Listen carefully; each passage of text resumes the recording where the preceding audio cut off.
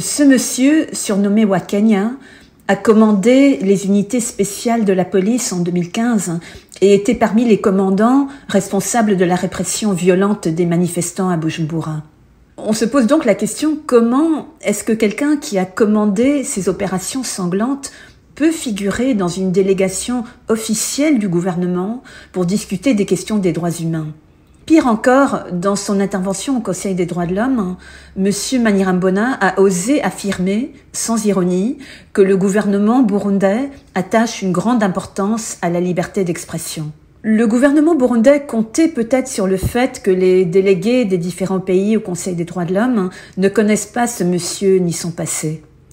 Mais les Burundais le connaissent bien, et ceux d'entre nous qui ont suivi de près les événements de 2015 se souviennent de lui aussi. En le choisissant pour représenter son pays, le gouvernement burundais a fait preuve, encore une fois, de son mépris total pour les droits humains et pour les victimes de violations graves commises pendant la crise de 2015. La présence de M. Manirambona à Genève décrédibilise le mécanisme de l'examen périodique universel et même de façon plus large les débats internationaux sur la situation des droits humains au Burundi.